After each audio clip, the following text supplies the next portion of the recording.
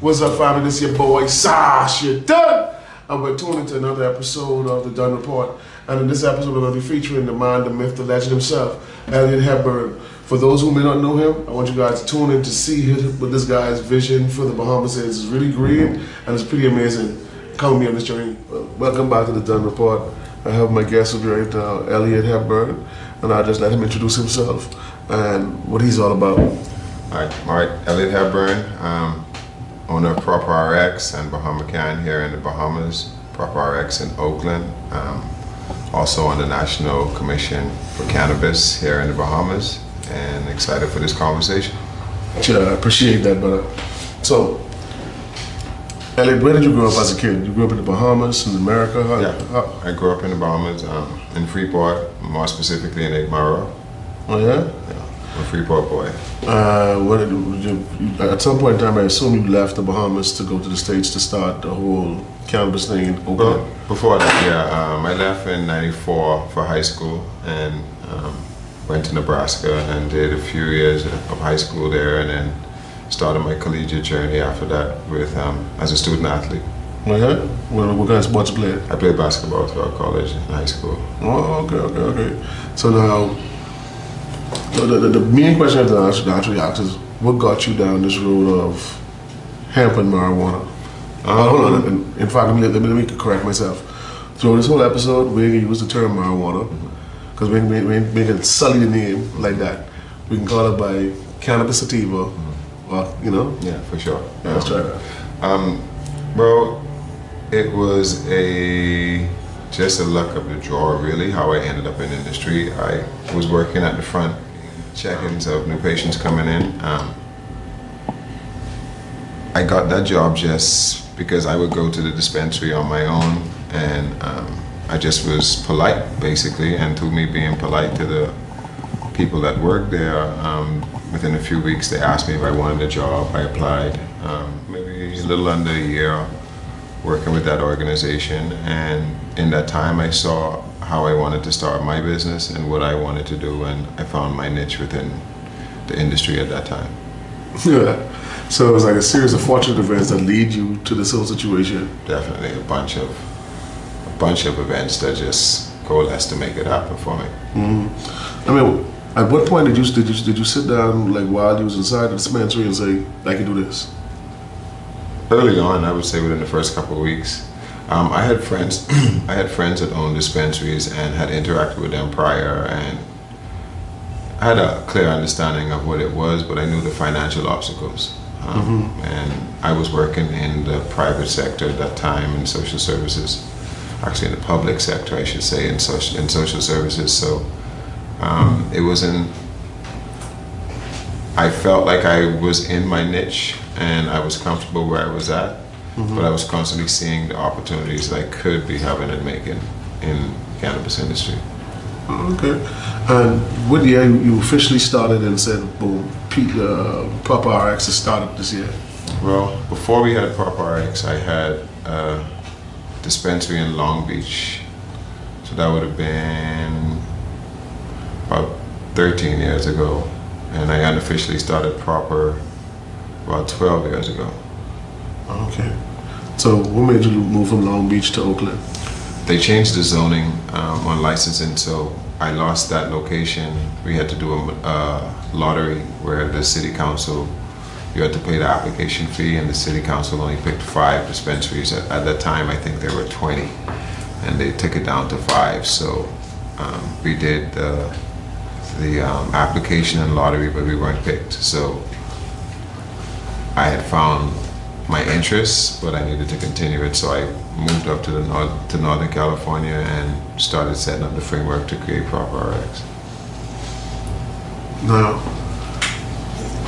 the one thing I'm pretty sure everybody would be asking is, how did a Bahamian boy manage to do this? I mean, in the sense that, because it seems like a somewhat of an impossible dream that a black guy could own his own dispensary, let alone a Bahamian, do this. I mean, was there a lot of obstacles? Very much. Still obstacles today, but it was definitely hard, stressful. financial obstacles are still apparent. Nothing was easy about it, you know.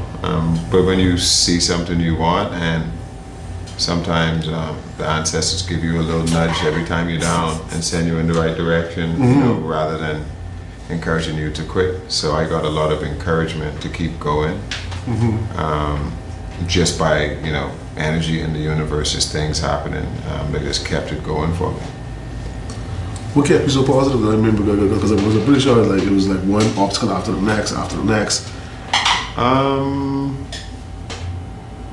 I mean, it was such a struggle. You almost didn't have time, and you don't have time to sit and cry. Yeah, feel sorry for yourself. You won't. No, you have to get up and keep going. A supportive family has been a help, but you know, it's so fast moving. You don't have time to sit down and cry. If you do, you miss out a lot. You have to take that loss or whatever you're going through at that moment and learn from it. Learn from it and be ready to do better, you know, sometimes within the next few minutes, because this industry changes so fast.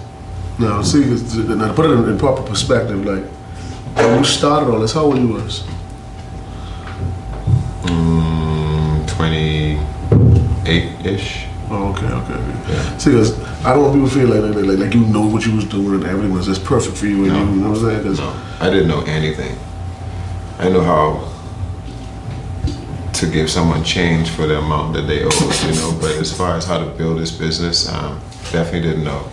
And I didn't have anyone to lean on for advice or support, so I had to learn on the fly.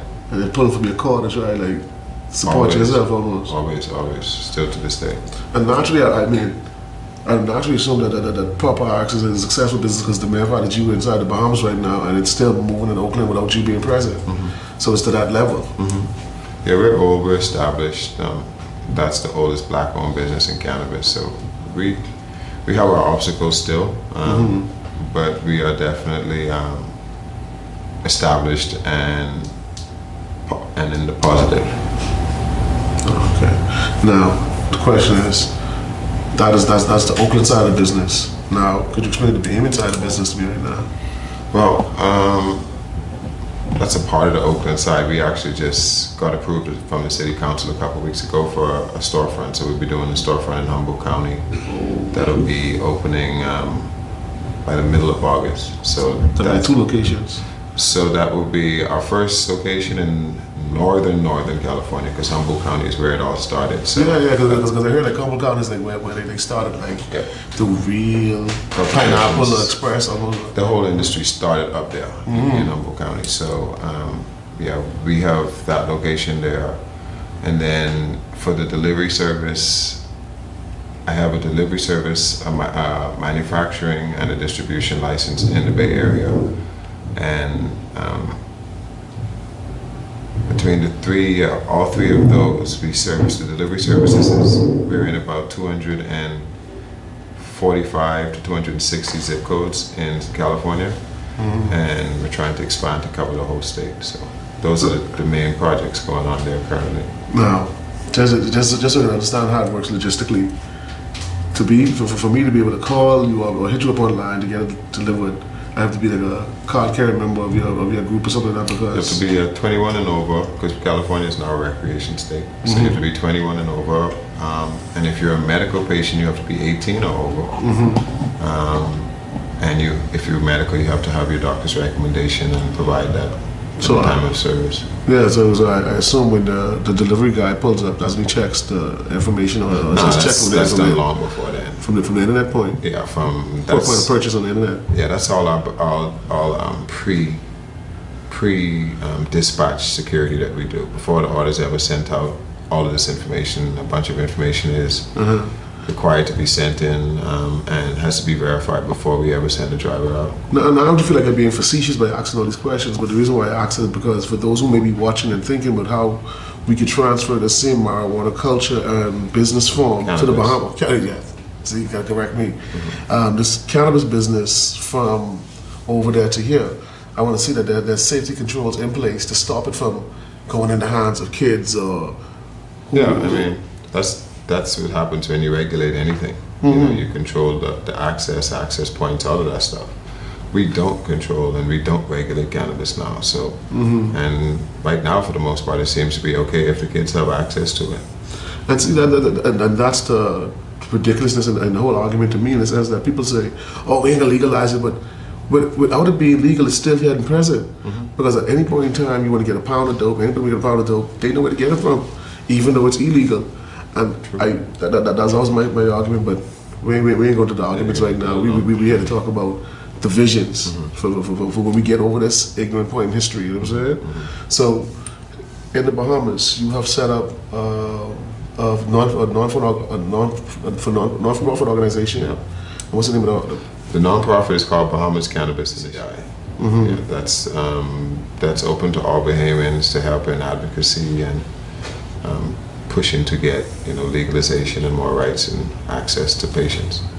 Okay, and business side would be called? That would be Bahama Can, and that's a wing focusing on the laws and actual investment within the industry. Okay, now the question I'd ask is, what would be your vision for the Bahamas, let's say 10 years from now, if everything was to go as planned? Oh, in 10 years from now, we have a robust industry. Unemployment is down. Thousands of Bahamians are employed. We've probably made 150 to 350 new millionaires within the country. Tourism is integrated with the industry as well, so we're seeing higher returns and higher revenue rates. Global partnerships are in place. Export is happening of our products. Our products are becoming recognized globally, and demand for our products are growing. A true sustainable industry. Now, that's for the idealistic future. Now, worst case scenario, what do you see happening? Let's say if they do legalize it, but it's done incorrectly, what will be the incorrect way to you? Well, no routes for licensing for the average Bahamian would be the incorrect way. Distributing licensing only to foreigners and huge entities, not giving Bahamians an opportunity for upward mobility, that would be a horrible thing as well.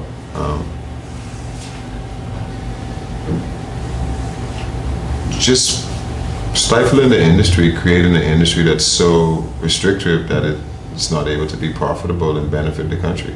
So there's quite a few ways to be stupid about it. Yeah.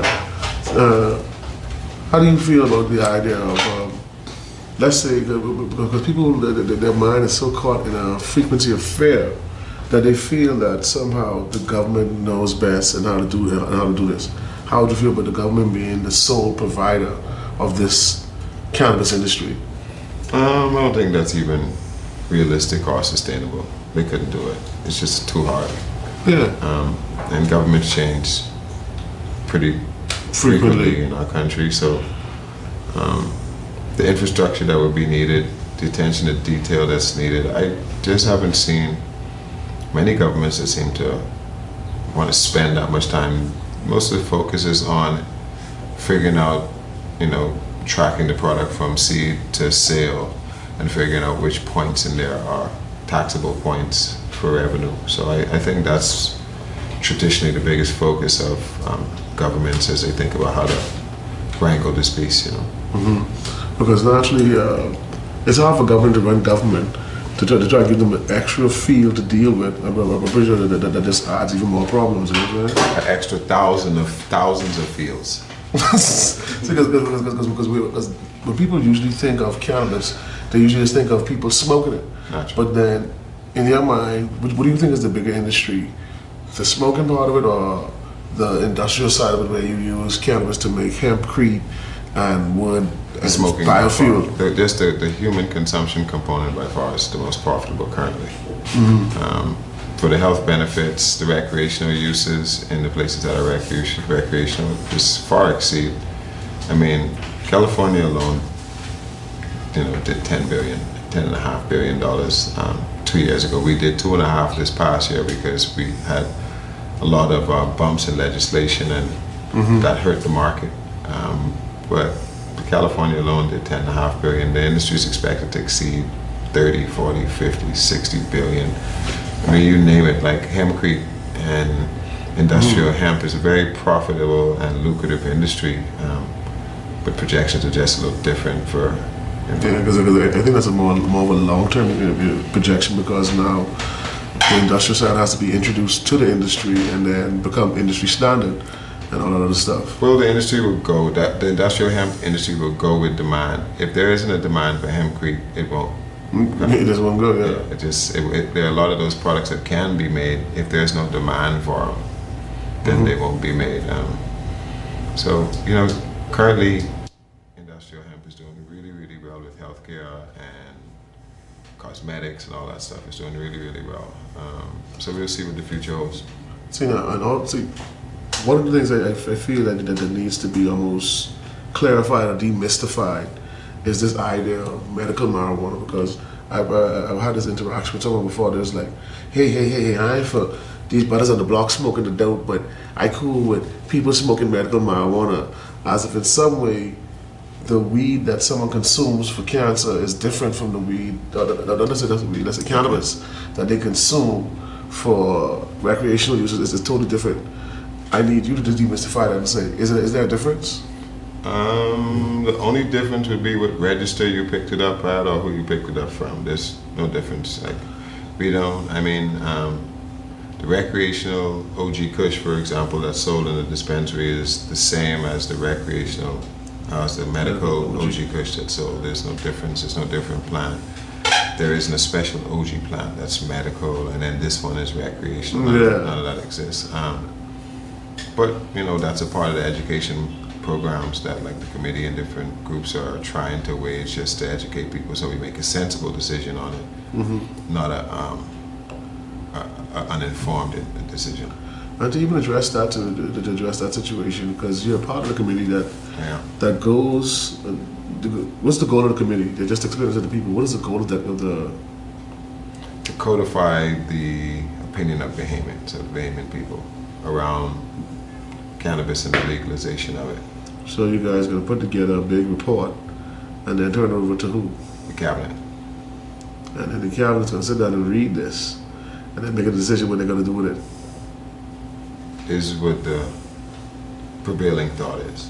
I mean, I hate to sound all weird in my cadence when I ask these questions, but see, and the reason why I say that is because to make it illegal, was the same process put in place? Was a committee formed and had 9 months to come up to no, definitely not. So, and I would say it was informed for the opioids that we brought in or the alcohol either. So but because that freaked me out too. Because when you say opioids, I met a guy who was a pharmacist, and he explained to me that he can actually dispense cocaine legally inside the pharmacy. Actually, I was like, that shocked me.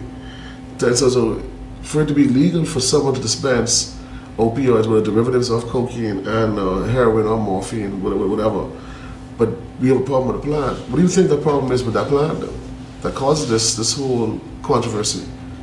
The history is clear. It's been demonized for a long time.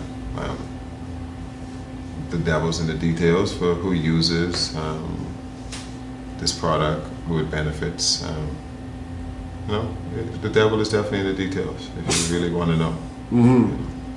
For sure, that would be the best way for me to answer that. Yeah, because you know where it leads to. But beyond that point,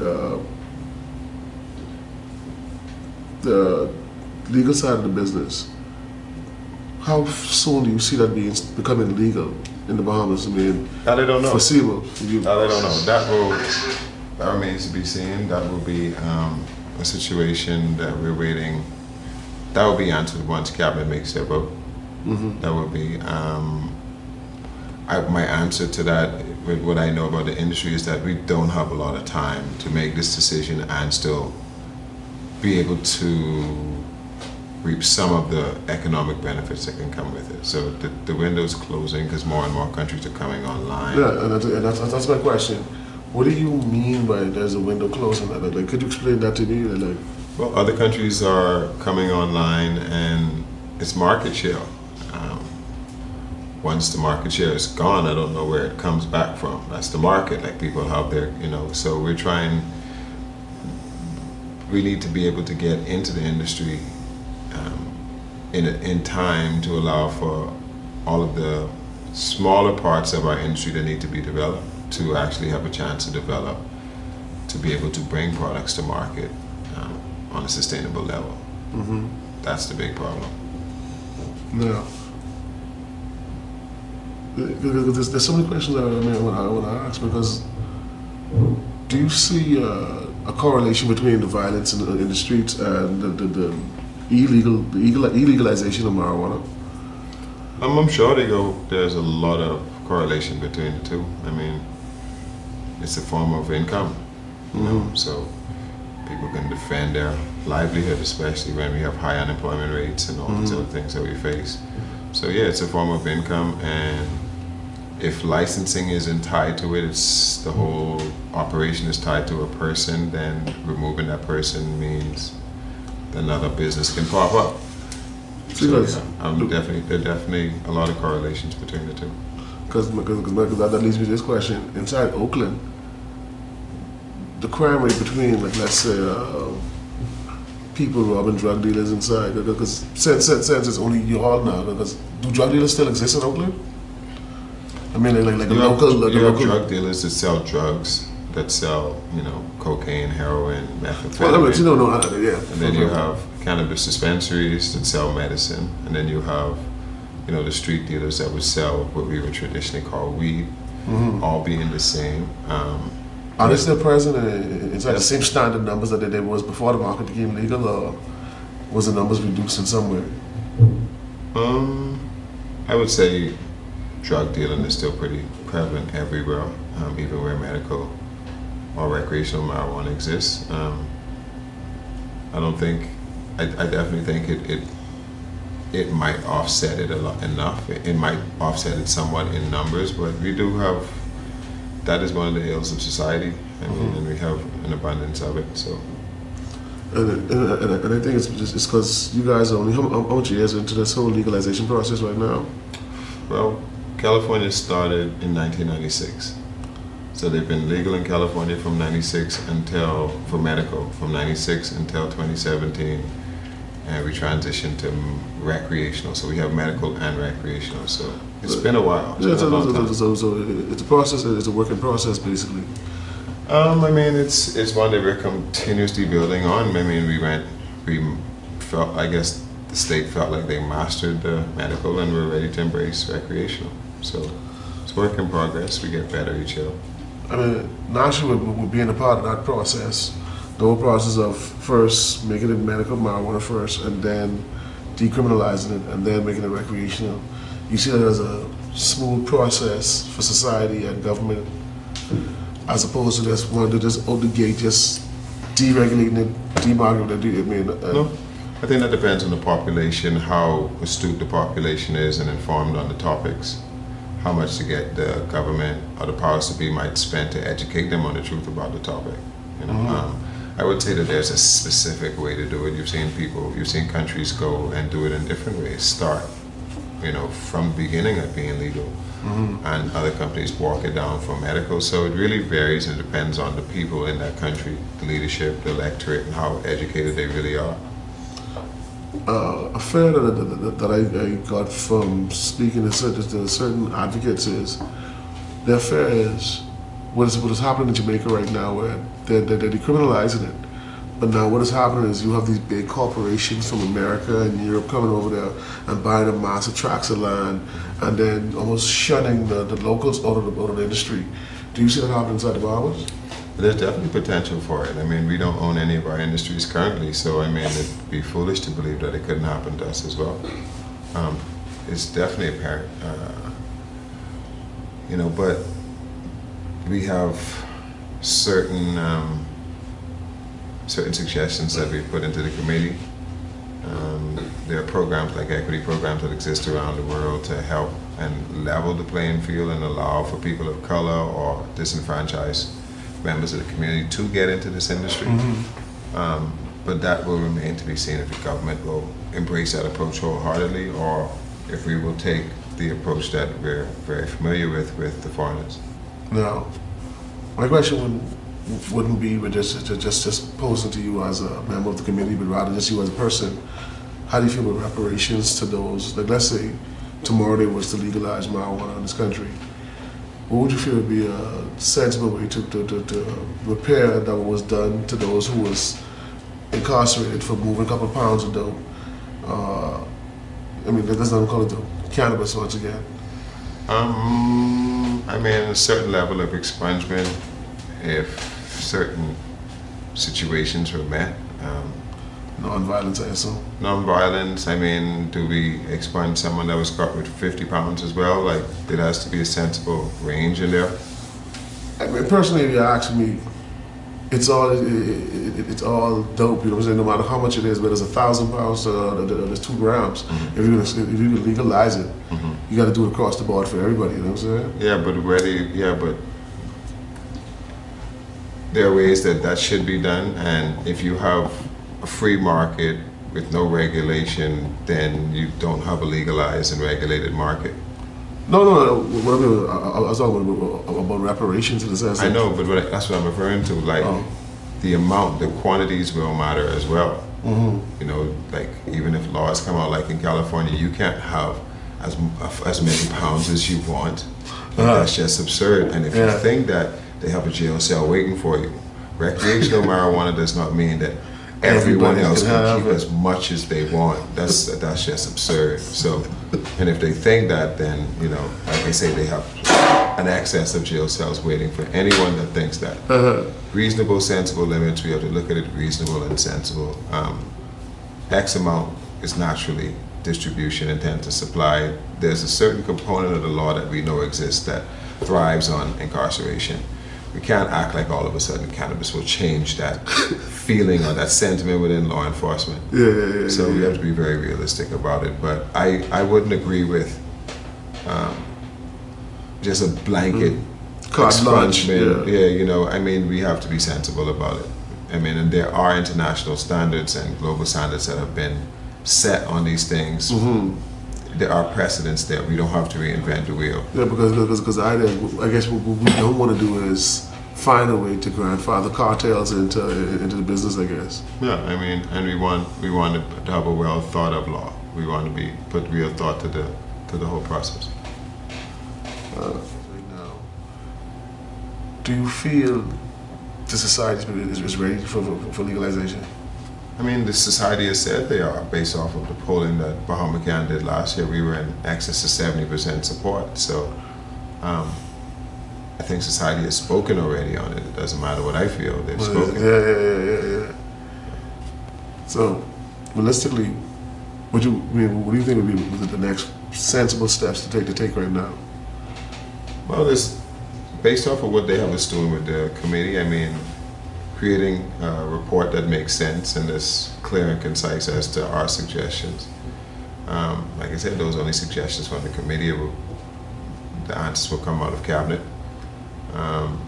But there are many levels of this industry that need to start. There are many things that don't even have to do with actually touching the plant that need to come in place into our country in order for us to have a sustainable industry. So, you know, those are things of concern, getting those in place, and building. It's like we built, you know, we don't even have a lab testing facility here for products, so it's hard for us to tell the efficacy, the potency, a lot of things of these products that we have, that we intend to supply with, that you know, maybe even doctors are allowed to import. We need to have a way of testing those products. That's something that's pretty paramount.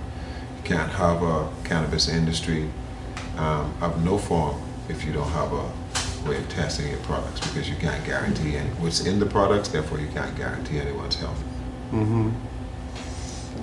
Wow. That's like mind-blowing. So the lab doesn't exist over here right now currently? Currently, no. So I see everyone actually trying to fight against the CBD oil, because people are now importing CBD oil for the medical purposes and everything. What's your stance on that? I mean, CBD is sold in Walmarts and Walgreens and at my pet stores and everything in the U.S. So it's I guess it's a little bit of a lapse in awareness and education of the products and the compounds associated with these products. I think could be good for government to get up to speed with those things. But I think if you see how benign it is elsewhere, how it's sold everywhere, it's very, very benign. Another question I'd like to ask, because I know it makes me seem like, once again, being facetious, but just to see the logistics of how the business would work inside Oakland, how do you source the sativa itself? You get your products from your distributor, or in the years past, you cultivated as an owner yourself, or you had farms that were under your umbrella that you would receive products from, but you cultivate, and then, or in this new era that we have now, the growers and the people with the cultivation license, or the companies with cultivation licenses, once they're ready to go to market, they have partnerships with distributors. Products then exchange hands between the cultivator and the distributor, and the distributors distribute products to retail locations across the state. They have sales folks that go out and create sales, and you receive your order on your designated date. And is that really a case where you run out and you have to find some kind of like sorted back alley sauce? If you get caught selling a sourced back alley product, you lose your license. One shot. So it never really comes to that level, I naturally would assume, because you have a choice to make. I'm sure some people make bad choices and lose their license. I mean, you have a choice to make, as everyone does in life. You have a choice to make if that will be a part of your business model or not. And I choose to stay by the book. Look, with it being recreational, is it allowed for the average person to grow their own plants? With certain caveats or requirements, but yes, and it varies by state. It's not a monolithic view on it. Each state has its own population that votes on what they want within their state. See, because the reason why I ask is because I'm thinking of all the arguments I've heard thus far from people. Like, one of the arguments I heard was, if you legalize it, how would it be profitable? Because people could grow it themselves. Why would they buy from someone else if they could just grow it themselves in their backyard? That's a short-sighted opinion on it. Naturally, yeah. We all have lemons in our yard growing, and limes in our yard growing, but we all buy lemonade, right? You know what I'm saying? We all can bake our own bread, but we go to the store and buy bread. Yeah, it's a decision we make, like most things. So and that's why I asked that question about the plants thing, because you're still making sales, even though people can grow their own plants, right? Oh, I mean, in excess of, like I said, on a horrible year where most of the industry was closed for 4 or 5 months because of lack of products and availability of products, just because of the licensing changes that we were going through as a state. And we still do $2.5 billion in revenue. I mean, that says it all. Now, the amazing part to me is, how do you guys overcome the situation with banking? Because you earn a lot of money. Where could you now put this because of state banks? It's not. I mean, the banks that are backed by the federal government may be an issue, but you have state banks and credit unions that are options as well. So it's an obstacle, but it's one that you do have options with. Okay. So and overall, I mean, because overall, I think I've asked you for the most part. But I can't ask because it's still illegal for a young brother right now who's like, let's say, 16 right now, and his mind, his vision, and his vision for the future is, like, I'll be the first millionaire inside cannabis sativa in the Bahamas. What would you suggest to him? Or her right now? Do it. I mean, and when you say do it, you mean just get a pound? Is that selling a pound? No. But if that's what you want to do, you have to set that goal and do it. Not illegally, because naturally you're seeing that we are moving in that direction. So if your ultimate goal is to get into this industry, you have to be, aggressive as to how you're going to do it. Is it going to be, if you're independently wealthy, you have access to funding and stuff, you're in a really good place. But if not, you have to find an apprenticeship or someone or an organization to take you under your wing. Under their wing, you also have to spend a lot of time in reading and understanding what it is exactly you're trying to get into. There's a lot of knowledge to be garnered out of books.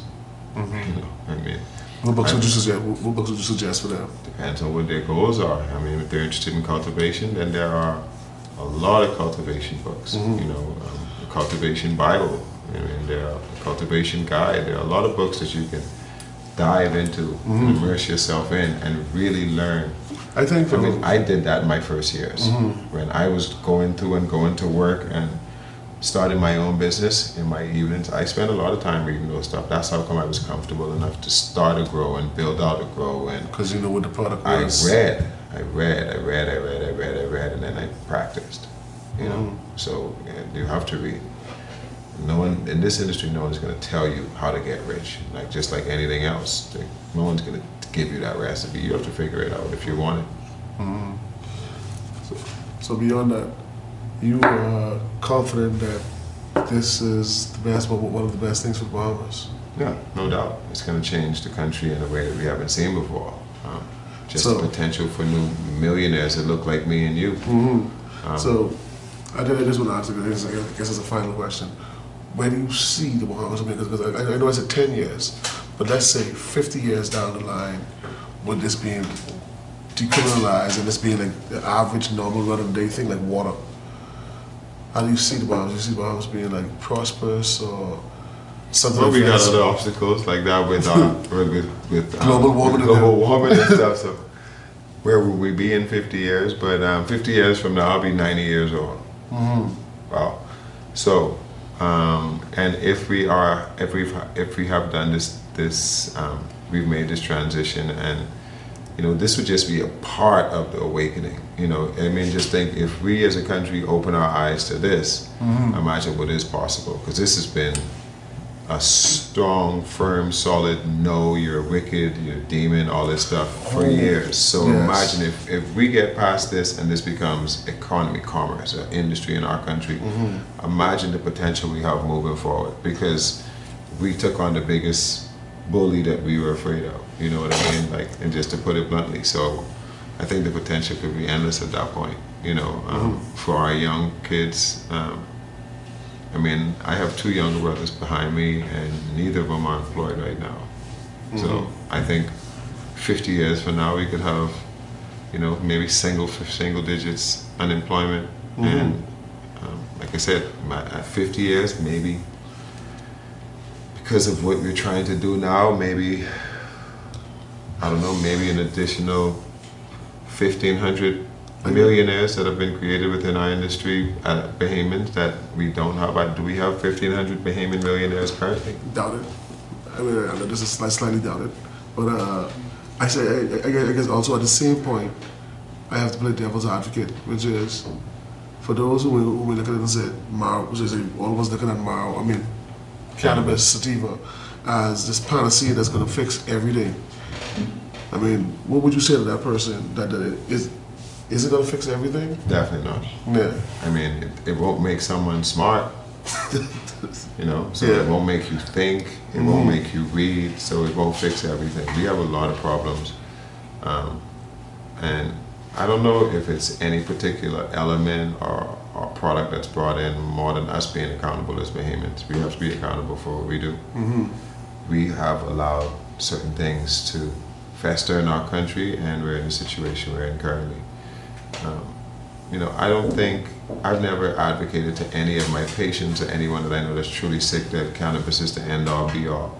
If you have cancer, for example, and you go out every day and you eat fast food and greasy food and all that stuff, and you come home and you take your medical cannabis thinking that medical cannabis is going to cure all. You are doing more every day to destroy yourself than that cannabis can do to save you. So you have to help yourself. Cannabis works great if you're helping yourself. If you aren't helping yourself, cannabis is about as useless as anything else. You know, you have to help it help you. That's true. At some point, I really wanted to end, but then there's so many issues tied to this one issue. Like right now, there's a controversy of the Rastas right now fighting the government right now for their legal right. I mean, what are your views on that situation? I mean, I agree. I agree with Priest Rithman and what they've been doing. He's also a committee member. That community, as well as all of our men, whether they have locks or bald head, have been oppressed when it comes to this product. So I commend them for taking a stance. We aren't known for taking those types of stances in our country. I don't know what's the precedent for it, but I know that they've done it, and I commend them for it. You know, it's a big move. Yeah, and it's amazing. I really hope the best for them, because it really was the Rastaman, I guess, who was standing for the longest time, from time immemorial, saying that this is the healing of the nation. And it seems that the nations now have caught up to this idea, and now they want to shut them aside and be like, yeah, okay, Rasta, stand aside, please. Let's.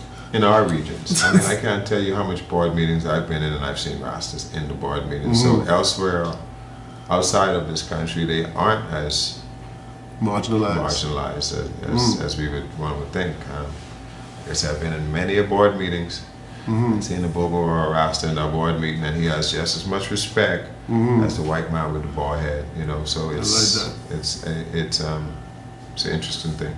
So yeah, because that's the whole thing to me about this whole new cannabis industry. The way I'm looking at it is like, we're back 100 years ago, like when they first discovered oil in Penn State. That was the big oil rush back then. I feel like this is the big green rush right now, and none of us are seeing, like in the Bahamas at least, the mean populace. Because take for instance, they had a town that you was to the other night, and I was there also. I felt like it wasn't represented by the real average Bahamian. Like only a select few knew about it. It wasn't inside where the average Bahamian who are actually suffering from unemployment and all these social ills would know about this opportunity. So I mean, like in the future going forward, what do you think would be better for you guys in dealing with that situation as a community? Well, I mean, you know, it's a tough one. People, like I say, we have to be more complicit in our success. We should be more aware of what's going on around us and speak up. This is such a big opportunity, and I hear such varying opinions. Some of them very, very outlandish. More times than not, very, very uninformed, but speaking very loudly about it. But those will be the same folks that, if it goes the way they're expecting it to go, that they're not willing to fight to change. Will be the same folks talking about how this ruling class is so unfair and this, that, and the third. You know what I mean? But so the opportunity to level the playing field somewhat. And then they're seeing it. So yeah, exactly. So if you have to be very mindful of who you take advice from. But I really appreciate the time you sit down with us and try to educate us. And for anybody to get in contact with you, how would they really get in contact with you, bro? Best way would be via email, properrx@gmail. Would probably be the best way, properrx@gmail. And if you put attention Elliot, it'll pop up right for me. Solid. Also, can Bahamians buy shares into Proper RX? Yes. Well, we have a little, not necessarily Proper RX specifically. I know Central Bank has some guidelines around purchasing of shares and all that, but Bahama Can will be in the very near future doing some public offerings and stuff like that. So really, that's what's up. Yeah, that's tight. But people, I need y'all to look at this brother up, follow him in the future. Keep your eyes on the prize. Our prize is trying to get this thing legalized. And I ain't trying to rhyme, but you know what I mean? This is what we need right now. We need something to help push this country forward. We need something brand new. We've been doing this tourism thing. We don't own this tourism thing. We need a new industry that's going to take us forward and leap us and allow us to make that quantum leap into this new century, you know what I'm saying? So, I salute everyone. I salute my brother for coming through. Appreciate you. Thank you, bro. Thanks, appreciate it, man. And I'd like you all to just, like I say, follow Elliot Hepburn, Proper RX, and keep it up, man. Thanks a lot, you know. The Dunn Report. It's Elliot Hepburn here, and you're tuned in to the Dunn Report. What's up, family? You're tuning in with your boy, Sasha Dunn! And there's another episode of the Dunn Report. I want you guys to subscribe, like, and follow the channel for your family. Y'all take care. Salute!